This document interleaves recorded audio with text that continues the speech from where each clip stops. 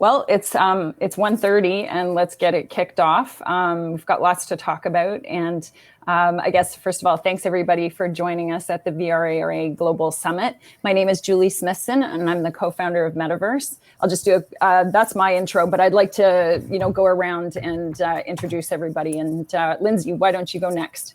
Sure. I'm Lindsay Valderez. I am an assistant professor at UT Permian Basin in Texas and College of Education. And I'm also the founding director of the Transformative Leadership Academy, which is piloting or implementing a new framework for education based on universally designed instruction and working with business partners and just trying to be on the forefront of innovation in education. Amazing. Thank you so much, Lindsay, for joining us. I know this is the first time we've been on a panel together, but we've had lots of conversations before, so I'm looking forward to bringing all this together. And then Colleen, please go ahead. Okay. Hi, everyone. My name is Colleen Bielitz, and I currently oversee strategic initiatives and outreach for Southern Connecticut State University. And I'm currently working on what we're calling the MXR project, and my goal is to bring the benefits of XR technology to the forefront of education while researching best practices and broader societal impacts. My driving force in my career, though, has always been the United Nations 17 Sustainable Development Goals, which provide a roadmap for progress that is sustainable and leaves no one behind. And I'm thrilled to be here with this esteemed panel today. Amazing, amazing. And my good friend Carlos, please go ahead. I'm sure many people know who you are, but just in case, for those who don't. Yeah, well, I'm the grandfather, of the session. Yeah, well, I'm Carlos Ochoa. I'm co-chair of the education committee, and I've been working in many areas. I study engineering in the university. I got my MBA in entrepreneurship by Babson College. So I've been working for multinationals in Europe like Siemens, Altrans, Agentia, and for many years. And then I decided to have a lot of fun with my own company. And sometimes it's fun, sometimes it's really tough. And we are doing amazing projects for the European Commission. And we always focus on education and training sector and how to provide value to the community. So I think this is a good point just to leverage these kind of pillars between education and enterprises. Really happy and excited to be here for sure. Amazing, amazing. So I kind of want to start off, I guess, with a little bit of what I'm working on in Metaverse and kind of tie it into everything that you guys are working on, because based on the last VRARA Education Summit we had a few weeks ago, we kind of came to the understanding with Carlos and I of that we needed to put forward a framework, a template that people could follow and start to learn from others, because nobody wants to start anything on their own or start fresh. That's why we're all here. We're here to learn from each other. So the goal today of this 45 minutes is for people to walk away with some ideas about what is going on out there, what each of you are doing. But the three pillars that Carlos and I wanted to focus on are, number one, hackathon. Explain that one in a couple of minutes. Entrepreneurs and the change of skill sets, and augmenting that education. And we really believe that if we can kind of focus on these three things, then we can move together to close that skills gap, because that's the big thing right now, is that there's such a massive gap, between what they're teaching in school and then what enterprise is looking for in their potential hiring candidates, and they don't meet at all. We're looking at like drastic differences of what the students that are graduating know and what is, what's happening. So I'm just going to share a story, and then I want to pass it over to, to you guys to kind of tie into it. But one of the things that we did last year is that with Unity College, not to be mistaken for Unity Technologies, Unity College based out of Maine, we did a hackathon with our Metaverse engine. And we basically provided a tool, a creator tool to students, building an idea out of a mission, which we gave them. And they created, using our engine and published to the web, a 3D interactive experience with a solution of that mission that they had to accomplish. And this is something that I truly believe in. I know a lot of the community is starting to believe that if we start to implement these hackathon ideas into helping bridge that digitization and enterprise, and having students being a part of that solution to help build and create, they're learning at the same time as enterprise is receiving this stuff that needs to be digitized. And maybe I can pass it over to Colleen first, because I'd really like to, I know Colleen, you and I had conversations about you're dealing with enterprise and they don't know where to begin. And we also talked about user manuals, how we could start with user manual hackathon, just to even start to tie in what those enterprise companies need to do first. And, I'll pass it over to you because I know we've had a couple of conversations about this and I'd love to know your thoughts. Sure. Well, I love that hackathon model that you had presented, that you had done with Unity College. And this is a great conversation for education to work with businesses and those that want to innovate and build these digital changes. In Connecticut, it is a big manufacturing community. And I feel like we could be moving things forward if we had more hackathons. And, they're just innovative ways to stimulate new ideas, to get those creative juices flowing. And as you've said, it can happen on a large scale. We used to have Google Dev Fest here on Southern's campus. Because of COVID, last year was the first year we weren't able to do that. But we've even done hackathons for even elementary school. But they're good because they get participants to do problem solving and to take risks in that casual environment. So it's okay to try something and fail, and then you just try again. And especially if you bring a diverse group of participants together, that assures a multitude of perspectives. And I love that in hackathons when you have that time limit, because time actually creates a productive atmosphere, because it makes those participating hone in on those concepts that are doable, and then they can take those action steps. And all of this increases chances to find innovation fixes to persistent problems. And that's why I like having students involved, or those with talent outside of a particular organization, bringing those into the mix, because they're not hampered by culture or company history. They bring in a fresh set of eyes that can lead to solutions that no one, inside the company box per se can see. So, and they also allow those two-way conversations between those who develop technology and then the people that use them. I think one of the things that you need to be able to do when you're going to host a hackathon is to ask the first question of why. What is your primary objective for that particular hackathon? If it's people focused, who are the people you want to engage? What's the best venue for them? Is it a theme that invokes excitement? What's the demo format? How do you incentivize them? All of those types of things. And like I said, this could be where you bring industry in and have them kind of focus on this. And you could even do, we did a small hackathon for social good with elementary and middle-aged school girls when I was up in the Boston area. And, I was bringing them together to share their interest in technology and coding, and they had to create a game for social good.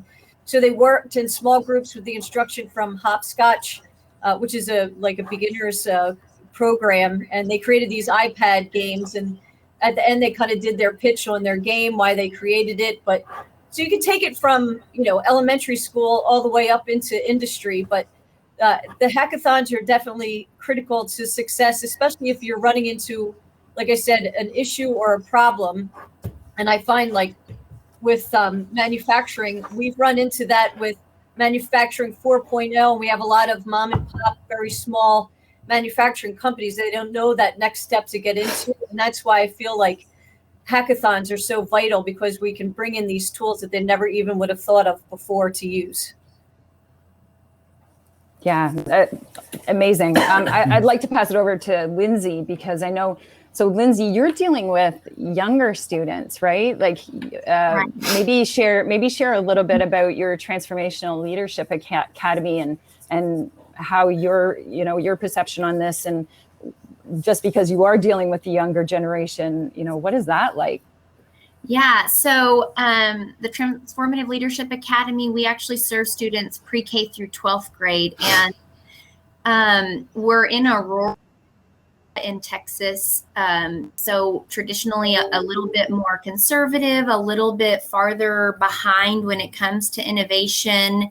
And so, you know, when we're talking about these innovative technologies and how to prepare students in the workplace and add meaning and content and real content into their future careers, we really have to reimagine how we've been doing education. And I know this has been on everyone's mind. It maybe has been overstated, but we don't need the same type of education where we are manufacturing students who all have the same skill sets. Instead, what we really need now, because of the ubiquity of technology and information, is we need students who are all very different and have very different skill sets and are able to take the information they've been given and create new things. And in order to do that, we really can't just rely on our four walls within our schools of education. We have to start branching out and networking with the real experts in the world, not just our local knowledge and resources, but moving beyond that and really rethinking the way we look at teachers. Who are the teachers of our schools? Are they just those adults in that school building, or are teachers beyond that?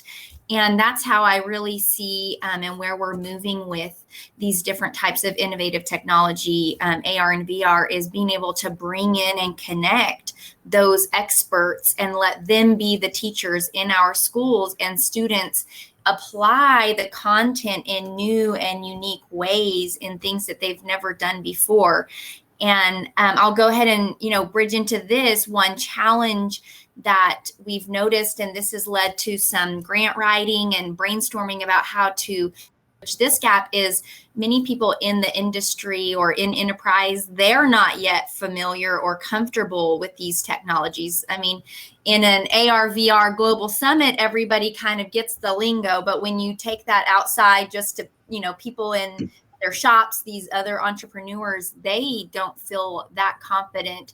And so how do we both teach our students to come up with the skills and to that, but how do we bridge the gap for the adults and provide opportunities so that they can learn how to use virtual reality to provide their expertise into a school and really connect with students in a meaningful way? That is the future of education. It's no longer just our small little buildings and our limited resources. It's so much larger than that now, which is extremely exciting, but it comes with so many challenges and a lot of fear and having to let go of things that have always been, you know, this is how we've always done school. This is how we've always done education. Well, we need to look at, do we need that? Is that really meeting our goals now? Or is that something we could let go of and shift so that we can reach new goals and teach students of today what they need for tomorrow? So that's really what we're focused on at TLA, and some of the challenges that, Julie, you know, you and I have spoken about. Amazing, amazing. Carlos, did you want to jump in here? Make sure you unmute. You have to unmute. You know, when I hear all that you are saying, then I think that we need several years to talk about that, you know, because it's really complex. And every time you go in deep of the problem, then you come up with new problems. Just you don't know how to focus on that and how you can identify the different priorities, okay? One thing that I can share as an experience that we made for the European Commission was a teachers training program that comes up to me because the European Commission identified in a research study that in the next 5 years, there will be a demand around 250,000 new employments around VR, AR in the European Commission, in the European Union, okay? The thing is, okay, let's say that this is something, this is an industry need, demand. So we need to train the people, we need to train the vocational training centers. just to prepare the people for the new employments. But the question is, in what? What does it mean VRAR? Okay, so what are the skills? So this will be a tool, this will be a facility, this will be a core competence. Okay, this was the first question. So the thing is that we said, okay, we have to think in vertical, and we need to think in transversal concepts. Okay, so first we need to understand the problems and the profiles of the teachers that are going to train the teachers in their countries, and they are going to train the students in their countries, because we are 29 nations, I think. Okay, so there were 4 countries selected: Estonia, Lithuania, Germany, and Spain.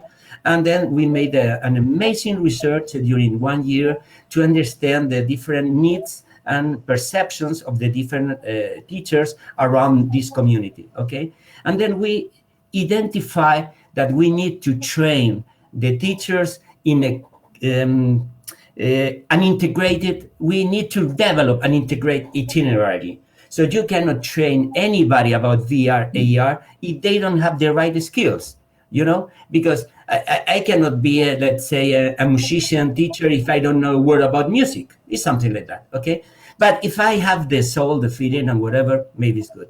So what we did is we made this research, and we identify some soft skills that was a demand. So if you are going to create some kind of 3D elements, so if you need spatial vision, if you need to collaborate, if you need to develop, then you need some kind of soft skills. And we identify vision, working with others, spotting opportunities, creativity, planning management, taking the initiative, motivation, and mobilizing others. That means that when we create this common curriculum, we had teachers experts in soft skills together with the hard skills, and we elaborate this program, okay? And the result was really amazing, believe me. So it was a book like that, and we implemented with the same methodology that we train the teachers. They train the teachers in their countries with the same methodology they train the students in their vocational centers, okay? But the implementation, my God, this is the critical key success factors. You don't need to have amazing, let's say, KPIs or something like that to evaluate everything. You need something that you have to see very, very fast, how to resolve, how to adapt, how to implement, where the benefits. So Estonia was incredible results. In less than 6 months, they started with the program. Germany was going, let's say, step by step. And Spain was, I will not say about Spain. The approach was rather different. I was not happy with that. And Germany was very focused on industry. So the result, and it's the same in Europe or in whatever, is how you can make a sustainable program, how you can evaluate the program, and how you can make it happen in the long term. It's not a point, it's not a topic, it's not easy. Okay, we did it and just did. No, this is why these 3 pillars are so important, and how to connect and leverage the potential of the enterprises, the market, and the educational centers. Because teachers are, sorry about that, it's a big bubble. They are living in the Bible. And they said, okay, the students will learn about that. But you need to open your mind, and you need to see that the society is changing very, very fast.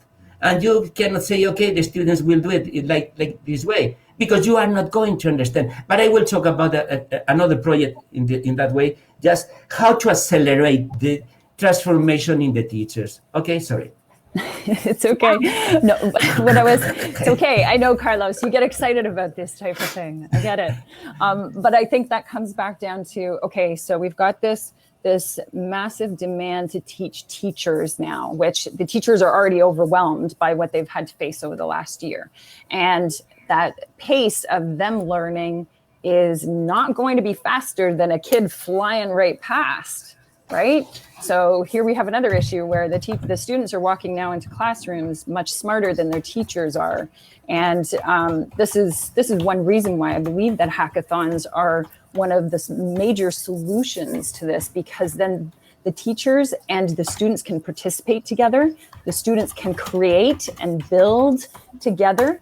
And that's what needs to change, so there isn't such a drastic difference of what the teacher knows and what the students know, because obviously that'll lead to disrespect in the classroom, because if your teacher doesn't know more or enough of what you know, you're not going to follow them, right? You're not going to, yeah, go ahead. And I want to speak to that a little bit, Julie, and that has to do with a shift in our perception of what a teacher is, as I was speaking a little bit about before, but our teachers need to be viewed now more as lifelong learners. And maybe that phrase is overused, but it is very true in what we need teachers to demonstrate to students.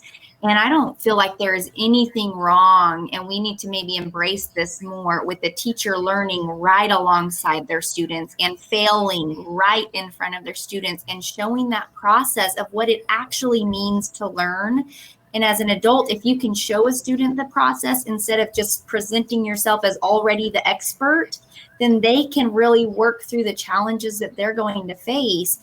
And, I know we say teachers are overwhelmed with what they're being asked to do. It's because we've been asking them to do the old school model and then just layer on all of these new school things, rather than saying, let's move away from the old school model of facts and figures and memorization, and let's just focus on collaboration, communication, critical thinking, creativity.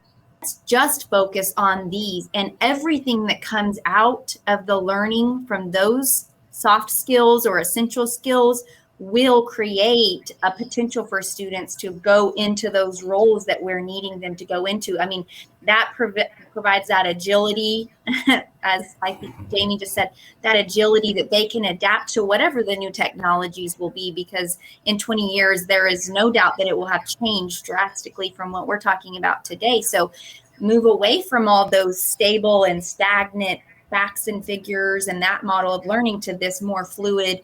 These skills will take you anywhere. That, if you were listening, that was a framework right there. Take note. Colleen, did you want to? 2021. There you go, VRARGS for 2021. I'm there. Colleen, did you want to jump in there? Actually, I do, Julie, because I think there's two things. We talk about enterprise and we talk about education and the way it's presented. I had heard one time, instead of teachers being like, content producers and more content shepherds, because the information's already out there and they don't have to be the expert anymore. But if we, want to look at moving forward, we have to rethink, how we teach people, how people learn.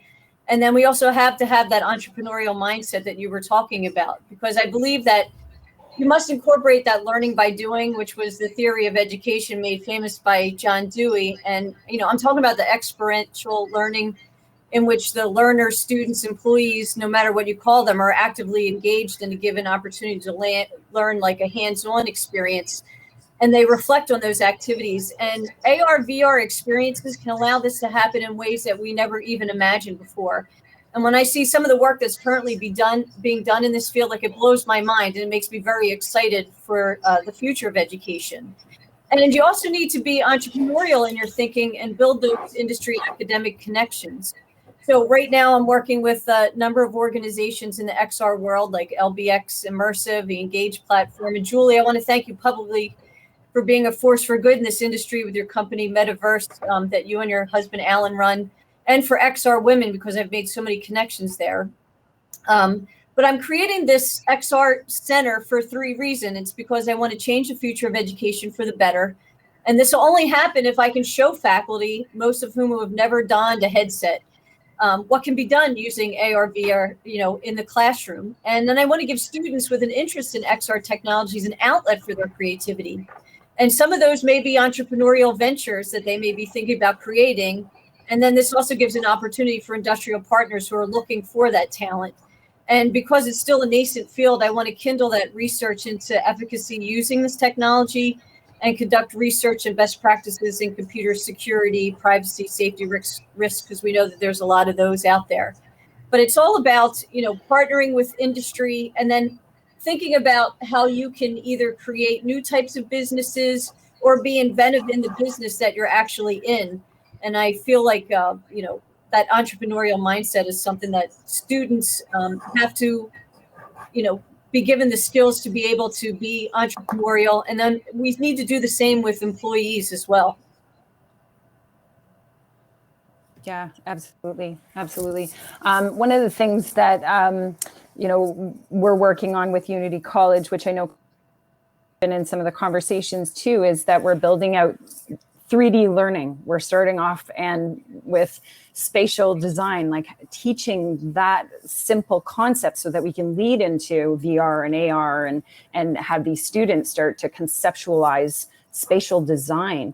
And one of the things I want to come back to is micro-credentialing. And, you know, instead of massive degrees, which, you know, yes, they've worked so far, but now everybody's looking for this bite-sized learning, this, you know, like a chunk of learning here, a chunk of learning there, and then building skill sets on that.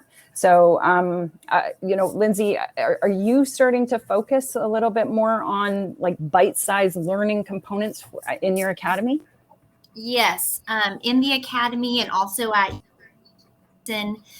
there's a huge shift in, as you mentioned, you know, those large degree plans, they are very focused on an older framework where you had all of these students all take the exact same classes and they had the exact same skill sets.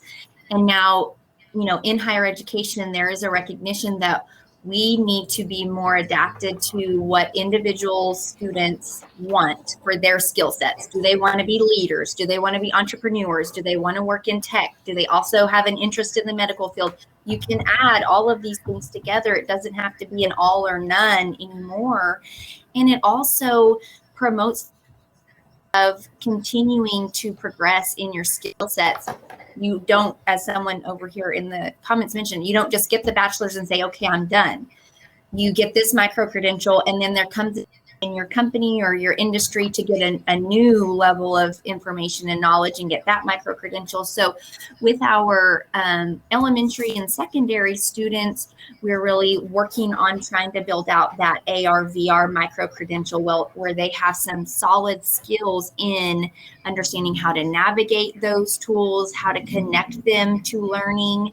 And then in the 3D modeling, that's another big one where they love to play around in that, and that's really fostering a lot of creativity and for them to create something in 3D and then actually get to see a real product that they've created.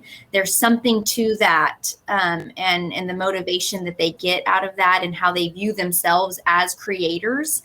And so a micro credential in that area is huge as well. And they can then have a resume, a real resume moving out of high school with these credentials that they've earned through their education, and they're relevant to what they need for those next few steps. And it's more adapted to exactly who they are as a person, you know, what their actual skill sets and interests are. Imagine learning. Wow. What? What? It sounds so foreign, right? Like it just doesn't, but it's the way it should be. And we've always thought it could not be done because of the way it's been. It's been, let's get as many through. And the only way to do that is if we give them the exact same content, the same thing at the same stage, and everybody comes out with the same diploma that says you got all of these things. But it doesn't have to be that way. And it's hard for people to imagine it different and to see that maybe education isn't that. It could be something else. That's a major shift within the school system to be able to say, okay, so that means this person's going to do education at their own pace and their own choices. You know, that's right. Just, you know, that's a step-by-step thing. But I think, you know, coming back to the hackathon model and that creativity piece, which is so huge, like, you know, everybody's creative in one way or another. And that part is really so important that we provide those tools to students, you know, especially now. When it comes to augmenting education, Carlos, I know you're doing a lot of work on this, and this is kind of that next bigger piece, is putting, augmentation into education, like 3D or AR, some of those components. Do you want to share a little bit of the work that you're doing there? Yeah. Okay, when you talk about that, I'm getting nervous. Well, we don't want to make you feel nervous. Yeah, because today it was published, so now I can talk about that. No, imagine that there is a school of music.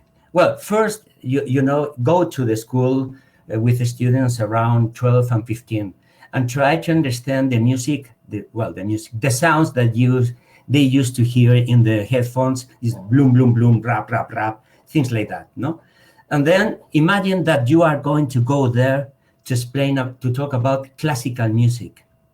You say, forget it. And you said about Mozart, Tchaikovsky, and things like that, okay?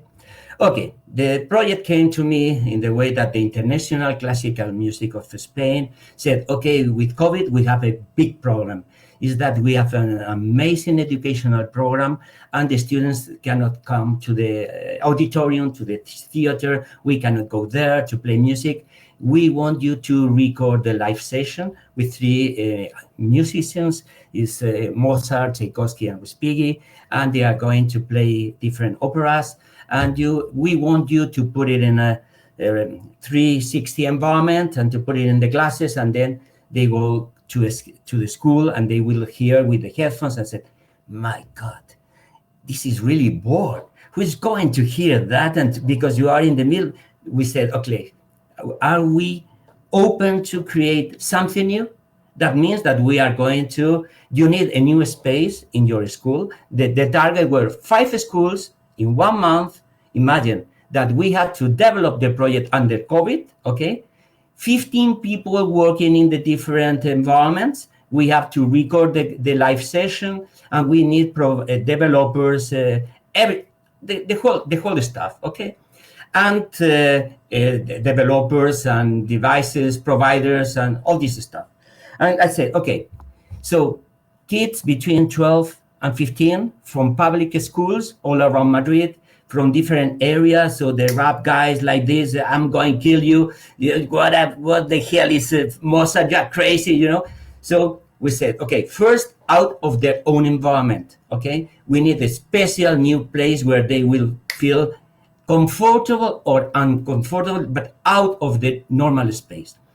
Then we need to integrate this with the teachers, and we need to create empathy, because the musicians are students, and the empathy between students is amazing, and we need to explain the teachers what we want to do. So we did that, and we said, okay, we are going to create 13 stories about what is the different operas from Mozart and like mini games. But in every game, we call it the music with 5 senses. That means that you are going to feel the music, because the nature, the oceans, the 3D models, the palaces, every history is a small history, okay? So we recorded this, and we were working for 6 months like crazy with 360 cameras, with ambisonic sound, trying to create a specific environment and atmosphere in the way that we said, we need that 90% of the people say, wow, I love music. I discovered something new. So we did it. We developed this incredible thing you can go inside the violin, and then you moving around with the head, and then you discover the complete orchestra inside there. Or you go to the ocean and you are navigating with around the places. So we build all the instruments in 3D, so in the way that they can touch, interact. So the perception of the 5 senses. So we go to the schools. In 1 month, we visited 5 schools and 650 students in 4 sessions, okay? So the first session was to understand the technology and the environment. And when you are going to start the first day, you can see, hey guy, you are going to try to put this crazy thing in my head. You cannot see the faces. We recorded all the sessions, and they were like, wow, I'm the killer, but I was killed by yourself, And the result was really amazing. And the students and the teachers, and now they said, Why we cannot create our own content? We cannot learn from this experience because this was completely different as we did the music topic in our classroom. And the result, believe me, because we have a lot of indicators and they are given the feedback, but we recorded all the sessions. And more than 90% of the students say, wow. For instance, you are watching the eyes of the people and say, how many of you love hard rock? Not too much, because Bloom Bloom and rap. I said, oh, this crazy guitarist is playing like Mozart the violin. And these students in this academy study 8 hours, between 8 hours, 10 hours per day, because they want to be the biggest one in the world. So these people playing guitar is only one, but they are playing 30. What is the team, the value of the band, the value, how to create this kind of empathy. The result was really impressive. And now we are publishing all these experiences, and we are learning from this experience how we can implement it in other schools, but with another art. But when we think about VR, AR, we only think about STEM and blah, blah, blah. But think about the creativity. Think about the opportunity to create something that is impressive, and you cannot do it in another way, only using this technology, and you can transmit in a universal way to everybody, and everybody can feel the same. Or you are inside your own world, and maybe you can feel different perceptions, but you can see the value of nature, the value of the oceans. So there are a lot of value inside that. This was the main purpose, not only the content as itself. So how to create empathy and to get the benefit of that. Wow. Wow. I will share the video with you. It's amazing. Well, I think I'm going to try and wrap and tie in some of the things that you were talking about. So, soft skills, so important. Like we never really, I didn't go to school and take a soft skills class. I know that maybe, it was kind of taught in the background. And of course, doing group work, you try and do that. I think this is where that term collaboration comes in, right? And, somebody else wrote it into the chat on how important it is. And we built out XR collaboration last year when everybody, went, remote, and how are we going to come back together, and really focusing on those soft skills. Collaboration happens when you're in teams, and this is where hackathons come into play. And when we were planning out this hackathon, we put the students in teams, and we wanted to make sure there was a project manager on the team, a developer on the team, a creative person on the team. And this is where building out teams to work together on a project for a mission and goal, and tying that into a problem that enterprise has, or a world problem that we have, whatever that issue challenge is. This is the importance of hackathons, and not doing them individually, but figuring out how to work with others. And in that, you start to feel empathy. You feel all of those soft skills, and you start to work with those soft skills, because everybody knows you can't do this by yourself. Nothing can be done by yourself even anymore, right? So, maybe Colleen, in talking with enterprise, how do you think that they will feel about bringing on hackathons into play? Because I think that's the big question. We don't have anybody currently here on the stage with us from an enterprise company that says, okay, that's a good idea, bring in some kids to help us. You know what I mean? Like, that just doesn't even sound right, but we do need to do that. And these kids are itching and craving to create. So why not have them be part of the solutions, right? I agree with you, Julie. And I feel like often we're preaching to the choir, when it comes to this. But like I said to you before, when we have the hackathons, they can bring in ideas that, someone that's in the business never thought of, because they just couldn't get past their culture, or the way, like Lindsay said, this is the way things have always been done. I still feel like we hit those barriers in education too. Like, oh, well, this is the way we've always taught students, when we really have to use our creativity and, think of new ways to do it, and incorporate, the lessons that we want, those soft skills, into, like you were saying, like hackathons. I mean, in a hackathon, you can be creative, with your team, you all have to come together. You are like in a limited amount of time. So it's like, which is the best idea to rise to the surface, because we got to get this next part done. So yeah, we liked yours. Oh, we like this too. Maybe we can combine them together and have the best of both instead of just going with one or the other. I mean, that's the beauty of having a hackathon. So I'm a big fan of having those, and I'm a big fan of kind of incorporating all of those skills. And I feel like, Lindsay and Carlos, in the work that you're doing as well, that you do that. You lay out all of these different types of skills. You're not just learning one skill in a class, you're learning multiple skills that kind of cross these different boundaries. And that's really what we need to start doing, instead of having everything so siloed, because the students coming into school today, they want to know data analytics, they want to know, healthcare, they want a little bit of VR, they want to know, all of these different pieces, and they want to put it all together themselves and create their own. And, that's what I'd love it to be. That's, my hope of what education will be. And I'm hoping that we'll be able to have more of these hackathons, have more of these different types of boot camps, and create these new programming that gets students excited about learning, instead of just being kind of, taught to, or passive. I want them to be actively engaged. I want to add to what you're saying, Colleen, about with that micro-credentialing, like you were just mentioning there, they're so interested in various things.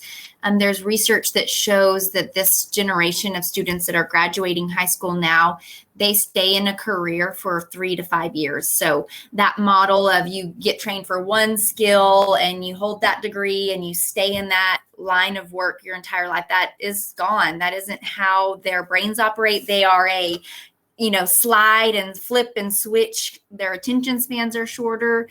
And instead of, saying, well, that's terrible, it should go back to the way it used to be, let's embrace that and say, great, okay, so they have an ability to shift gears quickly. They're interested in multiple things. How can we provide this content and these training opportunities that align with the way their attention and their interests go, instead of still trying to force them into a model that their brains just are not, they don't work they don't operate that way anymore. And technology is why they don't operate that way anymore. And that's okay.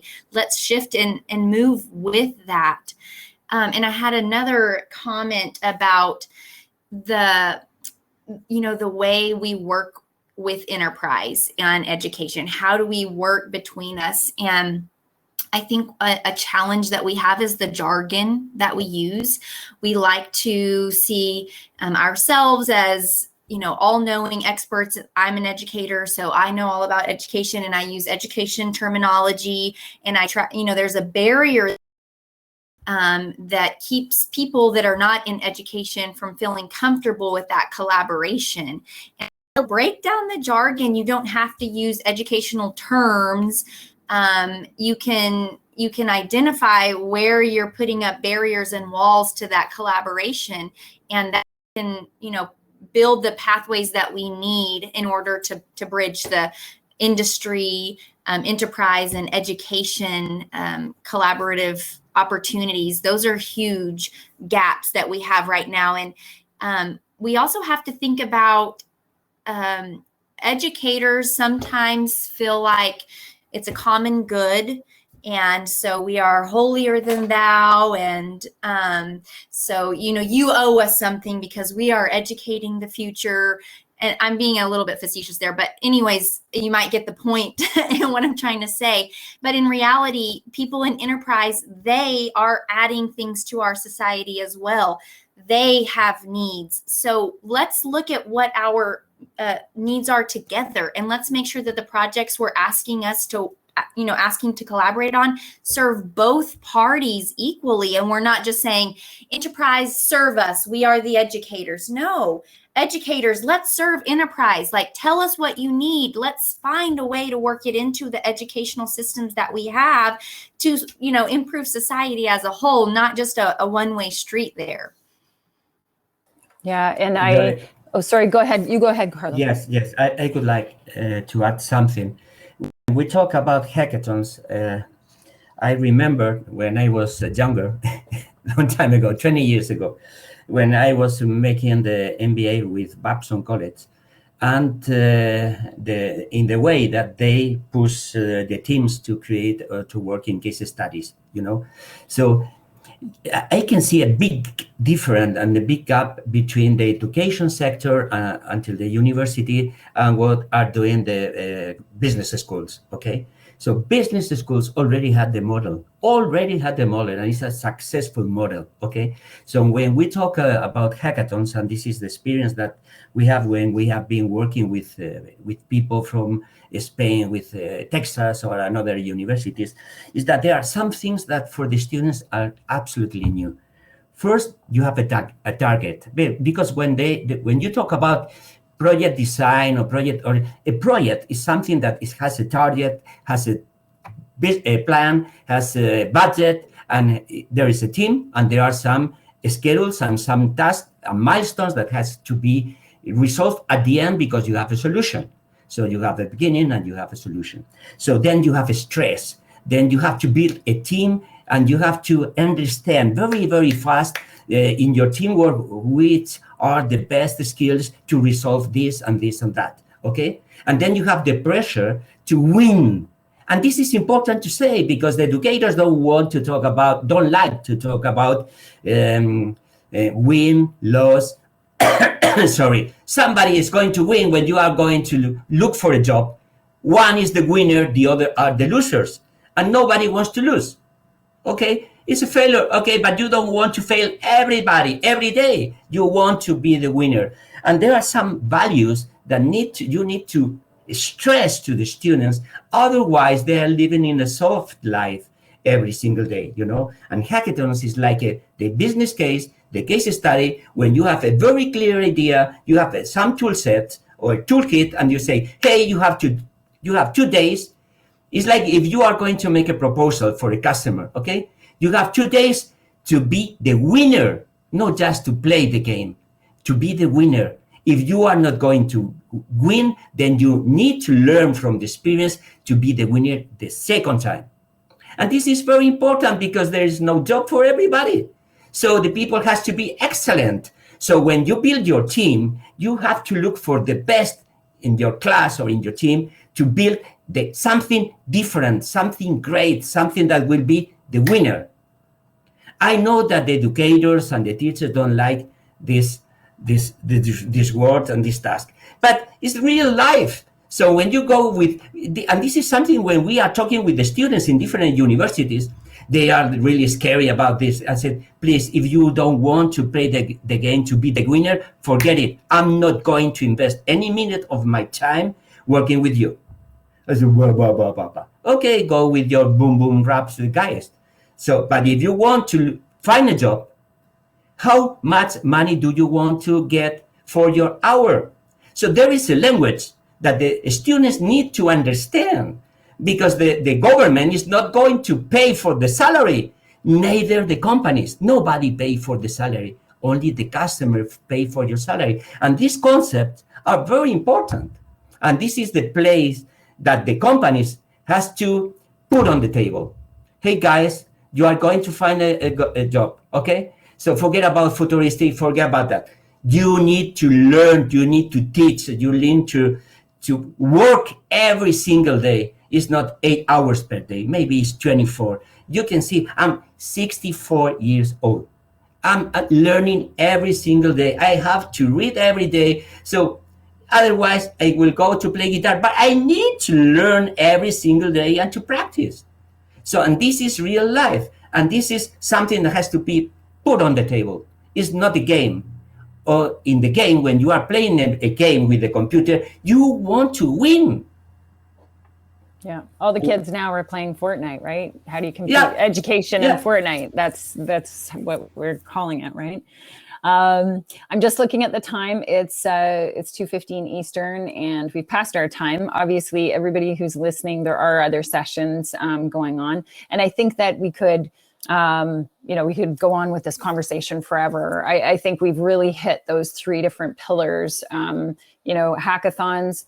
entrepreneur skills, including soft skills, like both, and that being one of the most important things that leads to collaboration, and then how we're augmenting education. And maybe we can go around the group and just kind of, a piece of advice out there, as based on what you guys are doing, and a little bit of a share, just to have everybody take away a piece. So Lindsay, or actually Colleen, you go ahead.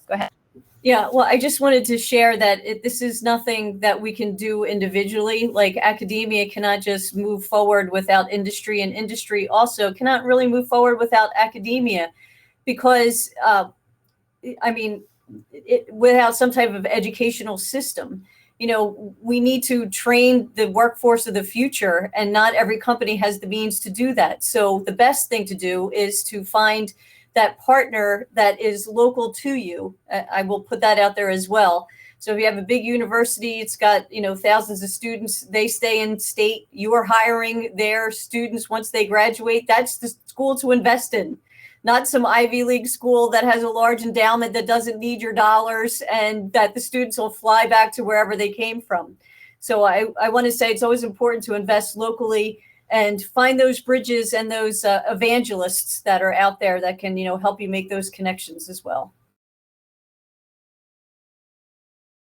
Absolutely. Yeah. Go ahead, Lindsay. Sure. I think, my takeaway, and I've really enjoyed this conversation, so thanks for the opportunity to be on this panel, but is to not be afraid to, as I've said before, reimagine how we've done things and look towards what are the priorities now.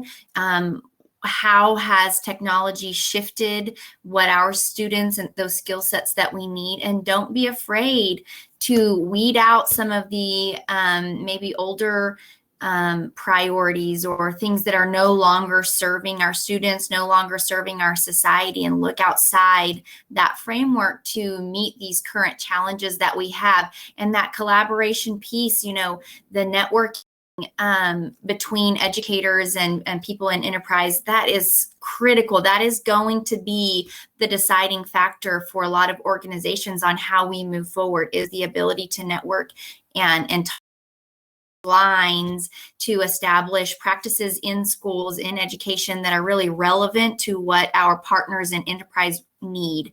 And so don't be afraid of letting go of some of those old notions that we've held on to for a long time. Absolutely.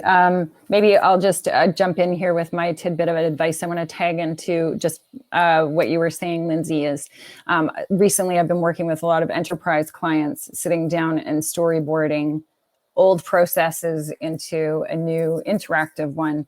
And one of the solutions just is about hybrid.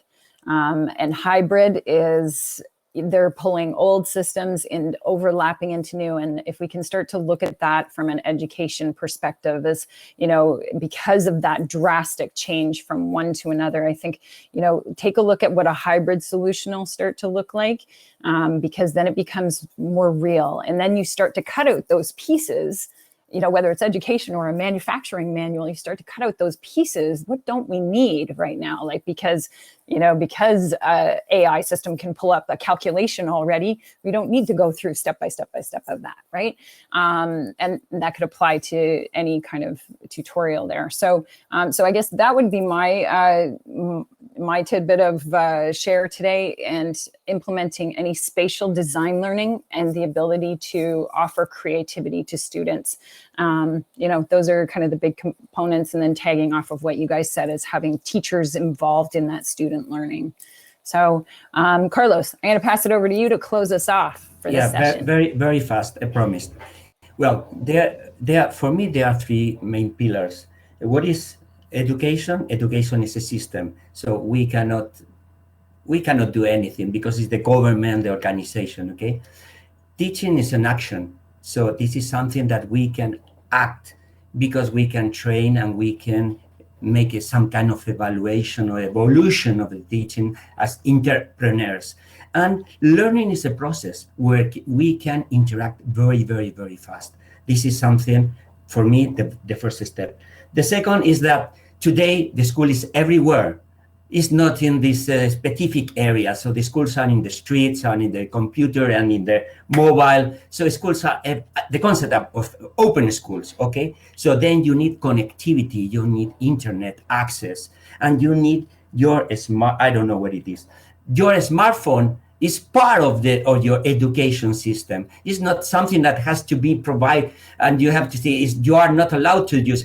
Teach the students to get value from the mobile.